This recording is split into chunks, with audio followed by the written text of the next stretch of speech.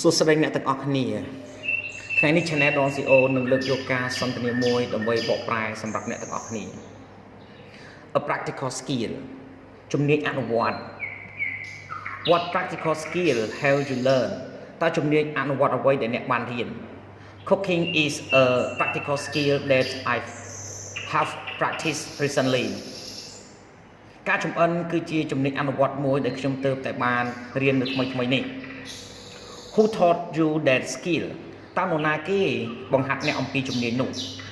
My mom is the best cook She taught me everything about how to make soup salad omelets cake etc ម្ដាយរបស់ខ្ញុំគឺជាចុងភៅម្នាក់ដ៏ល្អគាត់បង្ហាត់ខ្ញុំអំពីអ្វីៗគ្រប់យ៉ាងអំពីរបៀបធ្វើសម្លសាឡាត់ពងចៀនជាប់ភ្នៅសុទ្ធលាក់នឹងលាក់ How did you learn it តើអ្នកបានរៀនវាដោយរបៀបណា She showed me how to buy food prepare ingredients and cook meals whenever she in the kitchen I learned how to boil grill steam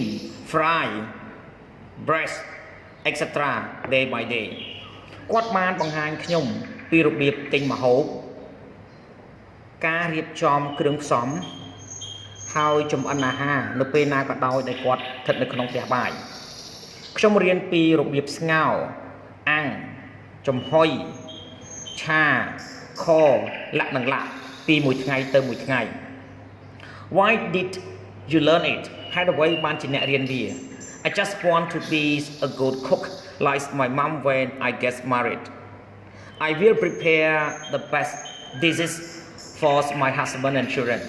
ខ្ញុំគ្រាន់តែចង់ក្លាយទៅជាចុងភៅល្អម្នាក់ដូចជាម្ដាយរបស់ខ្ញុំនៅពេលដែលខ្ញុំរៀបការខ្ញុំនឹងរៀបចំម្ហូបអាហារដ៏ល្អបំផុតសម្រាប់ប្តីរបស់ខ្ញុំហើយនិងកូនៗរបស់ខ្ញុំ How long did it take for you to learn it តើវាចំណាយពេលប៉ុន្មានសម្រាប់អ្នកដើម្បីរៀនវា I learned it in 4 years The skills seem to be strengthened when I live apart from my family for studying ខ្ញុំបានរៀនវារយៈពេល4ឆ្នាំហើយជំនាញហាក់បីដូចជាកាន់តែរឹងមាំទៅនៅពេលដែលខ្ញុំរស់នៅក្នុងផ្នែកមួយនៃគ្រួសាររបស់ខ្ញុំសម្រាប់សិក្សាវា How often do you see this skill How often do you use this skill តើអ្នកប្រើប្រាស់ជំនាញនេះញឹកញាប់ទេ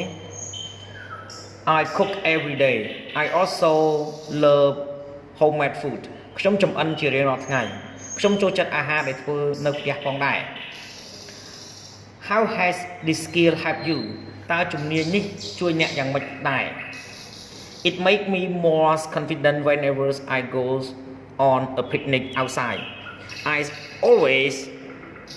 responsible for the BBQ វាបានធ្វើឲ្យខ្ញុំមានទំនុកចិត្តកាន់តែច្រើនទៅនៅពេលណាក៏ដោយដែលខ្ញុំទៅញ៉ាំអាហារខាងក្រៅជានិច្ចកាលខ្ញុំទទួលខុសត្រូវសម្រាប់ការអាំងសាច់ Do people in your family know this skill too តើមនុស្សនៅក្នុងគ្រួសាររបស់អ្នកចេះជំនាញនេះដែរទេ My younger sister know how to cook too She has just started learning ប្អូនស្រីរបស់ខ្ញុំចេះរបៀបចម្អិនផងដែរនាងទើបតែចាប់ផ្ដើមរៀន Do all skill need learning តើជំនាញទាំងអស់ត្រូវការរៀនមែនទេ Yes they do Practice make perfect បាទពិតមែនហើយការអនុវត្តធ្វើឲ្យមានការរីកចម្រើន How is this skill important to you តើជំនាញនេះសំខាន់របៀបណាចំពោះអ្នក It's an essential life skill All women need to know this to keep their family warm and happy វាគឺជាជំនាញជីវិតមួយដ៏សំខាន់ស្ត្រីទាំងអស់ត្រូវការដើម្បីចេះការចម្អិនអាហារដើម្បី រក្សាគ្រួសាររបស់ពួកគេឲ្យបានកក់ក្ដៅនិងមានសុភមង្គលសូមអរគុណសម្រាប់ការទស្សនាវីដេអូសូមជួយចុច Subscribe Like and Share ទៅកាន់ Channel Don CO ដើម្បីទទួលបានវីដេអូថ្មីៗសូមអរគុណ